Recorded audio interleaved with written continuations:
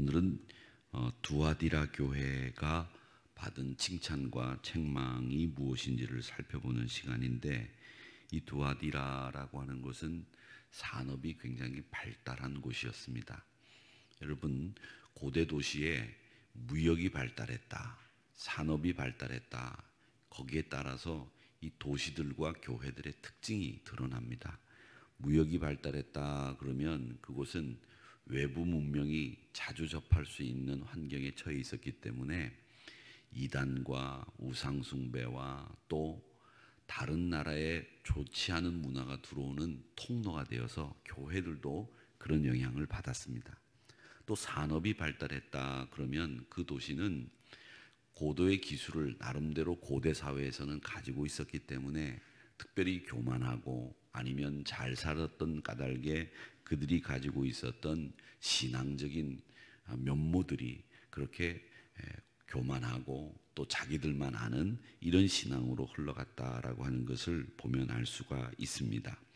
이 두아디라는 산업의 중심지였고 공장이 많았다고 합니다. 특히 공장 중에서 이 옷에 옷감 색깔을 넣는 이 염료 산업이 굉장히 발달해 있었고, 또 이런 것으로 인해서 노동이 신성시되고 노동자가 많은 도시였는데, 이 주석을 재련해서 이 철모, 전쟁에서 쓰는 이 철모도 많이 만들어내는 곳이어서 섬유 산업과 철모를 만드는 주석 재련의 아주 본고향이었다, 이렇게 알려져 있습니다. 근데 유럽은 예전부터 같은 업종에 종사하는 사람들끼리 조합을 만드는 것이 유행이었는데 그걸 길드라고 불렀습니다. 근데 그 길드라고 하는 같은 업종에 종사하는 사람들끼리의 그 조합이 벌써 이 두아디라에서도 있었다고 합니다. 그리고 그 길드 모임에 나가보면 우리 산업, 우리 공장, 우리 가게를 누가 지켜주느냐 하면 이 사람들은 그리스 신화에 나오는 태양의 신인 아폴로가 우리 공장을, 우리 가게를 지켜준다, 이렇게 믿고 있었다는 겁니다. 또 하나 전설이 내려오는 것이 두아디라에 있었는데, 그 전설이 뭐냐면 기독교를 박해했던 로마 황제 중에 도미티안이라고 하는 황제가 있어요. 그 도미티안 황제 아들이 신이 되어서 제우스의 아들이 됐다라고 하는 이 신화가 이 두아디라에 내려오고 있었습니다. 그래서 이 도미티안 황제의 아들이 죽었는데 그 죽은 아들이 제우스의 아들이 됐다, 이런 전설이 내려오는 곳이 두아디라였기 때문에 오늘 말씀을 한번 보시면 말씀에 이런 말씀이 있습니다. 뭐라고 얘기를 하시는가 하면 2장 18절의 말씀에 빛난 주석과 같은 하나님의 아들이 이르시되 라고 되어 있는데, 이 하나님의 아들이 이르시되 라고 하는 이 말씀을 하는 이유는 도미티안 황제의 아들이 제우스의 아들이 됐다라고 하는 신화를 가지고 있었기 때문에 그런 이해를 가지고 있는 두아디라 사람들에게 이 말씀을 통해서 그리스도가 말씀하신다라고 하는 걸 이야기하는 겁니다. 그러니까 그냥 얘기하는 게 아니라 그 사람들이 가지고 있던 이야기들 또 생각들에 비추어서 이야기하는 겁니다. 그렇게 이야기를 했기 때문에 오늘 28절의 말씀이 기록되어 있는 이유입니다. 자, 그러면 두아디라 교회는 어떤 교회였느냐? 두아디라 교회는 사랑과 행위, 믿음, 섬김, 인내가 처음보다 좋아졌던 교회입니다. 에베소 교회와 두아디라 교회가 항상 비교가 되는데, 에베소 교회는 처음 것보다 나중이 점점 나빠진 교회입니다. 처음 사랑을 잃어버린 교회가 에베소 교회죠. 그래서 에베소 교회는 처음보다 나빠진 교회, 두아디라 교회는 시간이 지나면서 더 좋아진 교회. 그래서 처음보다 좋아진 교회가 두아디라 교회, 에베소 교회는 처음보다 나빠진 교회다, 이렇게 생각을 하시면 되겠습니다. 그렇게 처음보다 좋아진 교회로 평가를 받고 있다는 겁니다. 여러분, 성경에 처음보다 좋아진 것으로 평가를 받는 것은 요한복음 2장에 보면 예수님이 가나 혼인잔치에 가셔가지고 물로 포도주를 만들었어요. 포도주가 떨어지고 난 뒤에 물로 포도주를 만들어서 그 포도주를 내어 놓으니까 이 사람들이 술이 어느 정도 취해서 어느 정도 거나한 상태 속에서 포도주를 먹었는데 그 포도주가 예수님이 만든 포도주가 더 기가 막힌 거예요. 그래서 뭐라고 그랬느냐면, 야, 보통 사람들은 술이 거나하게 취하면 그때부터는 이제 나쁜 술을 내기 시작하는데, 술 취했으니까 이걸 먹거나 저걸 먹거나 똑같으니까 그렇게 나쁜 술을 내는데, 이 집 주인은 술이 취했는데 어떻게 더 좋은 술을 내느냐, 이런 이야기가 나옵니다. 처음보다 더 좋은 것을 냈다라는 칭찬이죠. 그렇게 처음보다 더 좋아지는 것, 그게 두아디라 교회의 특징이었다라고 하는 겁니다. 그러니까 여러분, 우리 신앙생활도 용두사미로 끝나지 말고 아버지 하나님이 보시기에 열매 있고 처음보다 더 좋은 신앙으로 신앙의 진보를 드러내고, 여러분의 근성, 신앙의 근성을 드러내고, 요즘 말이 많이 쓰는 말이 있지 않습니까? 내공이라는 말을 쓰지 않습니까? 내공, 그렇죠? 내공, 신앙의 내공을 잘 쌓아가시기를 주의 이름으로 축원합니다. 그래서 그냥 내공이 아니라 기도의 내공, 말씀의 내공, 찬양의 내공, 이런 내공들을 잘 쌓아가셔서 하나님이 기뻐하시는, 처음보다 더 시간이 지나면서 나아지는 이런 신앙의 주인공들이 되시기를 주님의 이름으로 축원합니다. 그러니까 나중 행위가 더 좋은 교회가 두아디라 교회였다, 이렇게 생각을 하시면 됩니다. 여러분들도 지금 신앙보다 내일 신앙이 더 좋아지시고 또 내년 신앙이 더 좋아지시기를 주의 이름으로 축원합니다. 그래서 혹시 생각할 때, 야, 내가 처음 사랑, 처음 행위를 어디서 잃어버렸을까, 이것을 한번 생각해 보시면 저는 그런 생각을 합니다. 우리의 처음 사랑, 우리의 처음 행위를 왜 잃어버렸을까? 그것이 예수님 중심, 교회 중심에서 벗어나면 처음 사랑, 처음 행위를 잃어버리게 됩니다. 그러기에 여러분 항상 기도하시기를, 내 신앙은 지금 예수님 중심, 교회 중심, 말씀 중심인 것처럼 보이지만 그게 아닐 때는 처음 행위와 처음 사랑을 다 잃어버리게 되는 거예요. 그리고 우리가 항상 하나님 말씀에 중심을 두고 하나님 중심으로 살 때 그 처음 행위와 처음 사랑이 우리 곁을 떠나지 않는다라는 것을 아시고, 항상 무엇보다도 처음 사랑과 처음 행위를 더 강하게 근성 있는 내공을 쌓아가는 여러분들이 되시기를 주님의 이름으로 축원합니다. 그리고 또 오늘 이 말씀을 보면서 우리가 생각해야 될 것은, 이 두아디라 교회는 직접적인 박해를 받지는 않은 교회로 알려져 있습니다. 교회들이 직접 박해를 받는 교회들도 있었지만 두아디라 교회는 직접 박해를 받지를 않았습니다. 그 대신 여러분, 박해와 핍박이 없다고 그러면 이 교회를 마귀가 그냥 놔두느냐? 아닙니다. 공격합니다. 여러 가지로 공격하는데, 마귀는 가장 강력한 무기인 박해, 순교, 핍박을 통해서도 공격하지만 차선책이 있는데, 마귀의 차선책이 뭐냐면 유혹입니다. 그걸로 넘어뜨리는 거예요. 그래서 이 마귀가 별스럽지 않다고 생각하는 것으로 공격을 합니다. 우리는 생각할 때, 에이, 그까짓 건 뭐 신경 안 써도 돼, 그런 것 정도야 우리가 충분히 이길 수 있어, 이렇게 생각하는데 그런 일에 넘어가게 되는 거죠. 여러분 잘 생각하셔야 됩니다. 교회가 성장하고 진보하는 데만 막 신경을 쓰다 보면 이 교회가 거기에 매몰돼 버리면 뭘 잃어버리느냐? 분별력을 잃어버려요. 어떤 분별력을 잃어버리느냐? 우리 교회의 본연, 본질, 그걸 잃어버리는 거예요.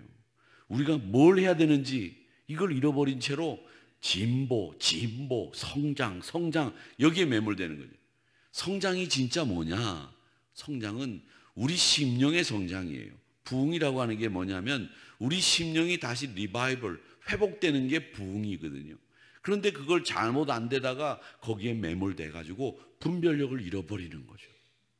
그러기에 사랑하는 성도 여러분, 항상 교회는 이 주변의 온도를 조정하는 온도 조절기 역할을 하는 곳이지, 교회는 세상에 의해서 온도 조절을 받는 곳이 아니에요. 근데 우리가 세상에 의해서 영향을 받으면 어떻게 되느냐? 돈의 영향을 받아, 정치의 영향을 받아, 경제의 영향을 받아요. 교회가 그런 영향을 받는 곳이 아니라 교회는 거룩한 영향력을 끼치는 곳이 되어야 되고 이 세상을 향해서 우리가 온도 조절을 해야 되는 거예요. 그런데 우리가 영향을 받아요. 영향을 받는단 말이죠. 여러분, 우리는 두아디라 교회를 보면서 직접적인 핍박은 없었지만 그 교회가 여러 가지 유혹 앞에 당면했었구나라는 것을 알 수 있는데, 그 당면한 문제가 뭐였느냐면 이세벨을 용납했다라고 하는 겁니다. 이세벨이라고 하는 사람은 누굽니까? 여러분 잘 아시는 오므리 왕조. 이 오므리 왕조의 아합이라고 하는 가장 악한 왕의 부인, 그 사람이 누구냐면 이세벨입니다.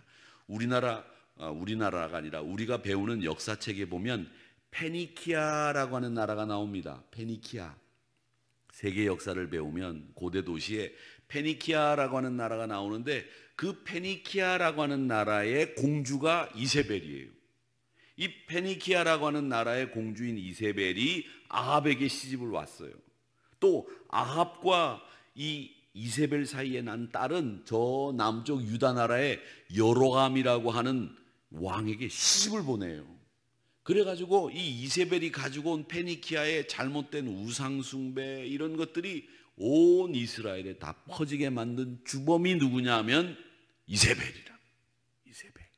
나중에 예후의 구테타에 의해서 죽임을 당하게 되지만 이 이세벨은 북왕국 이스라엘뿐만 아니라 남왕국까지 바알을 섬기게 만들었던 그런 사람이었다라고 하는 겁니다. 그 바알을 섬기게 만들었는데 이 이세벨이 말이죠, 왕궁 옆에 있는 나봇의 포도원을 뺏게 만들잖아요, 아합으로부터. 근데 아합이 고민을 합니다. 왜 고민을 하느냐? 이유는 한 가지예요. 하나님 나라 백성들에게 있어서, 이스라엘 백성들에게 있어서 제일 중요한 건 희년 제도입니다. 안식년 희년이고, 또 그 이스라엘 사람들이 가장 소중하게 생각하는 것은 그 토지는 절대로 다른 가문이나 족속으로 물려줄 수 없는 거예요. 그래서 형사 취수 제도라고 하는 것까지 생긴 거죠. 형이 죽으면 형수가 다른 가문, 다른 남자에게 시집을 가면 이 재산이 다른 데로 넘어갈 거다 생각을 해서 동생이 형수를 취해서 결혼해서 자식을 갖게 하는 것은 공평하게 나누어진 땅을 불공평하게 되는 것을 막기 위해서였습니다. 그 희년 제도가 있었고, 그 희년 제도를 이스라엘 사람들은 꼭 지켜야 되는 거예요. 그러니까 이 나봇의 포도원도 뺏어서는 안 되는 거고, 그것은 나봇에게 소유고 왕도 못 건드리는 토지였는데 그 왕이 뺏는 거예요. 이 경제 불공평한 일들이 생기는 거죠. 그건 어떤 제도였느냐면 여호와가 이스라엘 백성들에게 땅을 분배하면서 준 제도가 아니라 페니키아의 경제 원리 중에서 경쟁 원리에 의거해서 그렇게 뺏은 거예요. 하나님의 경제는 경쟁 원리가 아닙니다. 하나님의 경제 원리는 경쟁이 아니라 공평 원리예요. 하나님이 주신 그대로, 우리의 능력에 맞게 주신 그대로 유지하고 보수하고, 그곳에서 나는 것으로 먹고 그곳에서 나는 것으로 내 입을 채우면 되는 거예요. 그런데 하나님은 욕심 부리는 사람 앞에서 희년제도라고 하는 것을 두어서 더 이상 갖지 못하게 하신 거예요. 만나를 그날 먹을 양만큼 취하게 하셨듯이 하나님은 욕심 이상의 것, 필요 이상의 것은 갖지 못하게 하셨다는 거죠. 필요 이상의 것을 갖게 되는 이유가 뭐냐? 경쟁하기 때문이에요. 그래서 우리 교회 안에서 제일 나쁜 것이 뭐냐면 비교하는 일, 경쟁하는 일, 안 된다는 겁니다. 여러분, 경쟁과 비교가 하나님의 공평함을 무시하는 처사가 될 확률이 많아요. 그런데 이세벨이 그렇게 했다는 거죠. 그래서 이세벨을 용납했다라고 하는 말은 교회가 점점 더 좋아지기는 했는데, 사랑이 많아지기는 했는데, 행위는 깊어졌는데, 그런데 두아디라 교회는 경쟁하고 더 많이 차지하려고 하고 필요 이상의 것을 가지려고 하는 이 이세벨의 경제 논리가 거기에 들어갔다라는 거예요. 그래서 우리 오늘 이 요한계시록에서는 안 된다. 회개해라. 하나님의 은혜를 기다려라. 이렇게 이야기를 합니다. 이게 영적 간음이고 우상 숭배고 이것이 바로 하나님이 미워하시는 것이다 라는 이야기를 하시는 겁니다. 예레미야 17장 9절 이하에 보면 만물보다 거짓되고 심히 부패한 것이 뭐냐면 우리 마음이래요. 이 세상에서 제일 부패하고 제일 거짓이 된 것이 뭐냐면 우리 마음이라는 거예요. 다른 건 거짓말 안 한대요. 여러분, 이 컵이 거짓말하는 거 봤습니까? 물이 거짓말하던가요? 물은 거짓말하지 않죠. 모든 건 거짓말하지 않고 있는 그대로를 다 보이는데 이 만물 가운데 가장 거짓말을 많이 하고 가장 많이 썩어 있는 게 어디냐면 우리 마음이라는 겁니다. 그게 예레미야 17장 9절의 말씀이에요. 만물보다 거짓되고 부패하니. 이걸 능히 누가 알리요? 나 여호와는 심장을 살피며 폐부를 살피며 그리고 그 행위와 그 행실대로 보응하는 하나님이다. 이렇게 말씀하시고 있거든요. 그러니까 우리는 분명히 알아야 됩니다. 죄를 지었다 하면 그 죄를 지은 자리에서 바로 떠나야 되는 거예요. 요셉이 보디발 장군 아내에게 유혹을 받을 때 그 옷을 집어던지고 벗어버리고 그 자리를 빨리 벗어났듯이 죄의 자리는 빨리 벗어나야 된다라는 겁니다. 끝까지 용납하지 말아야 된다는 겁니다.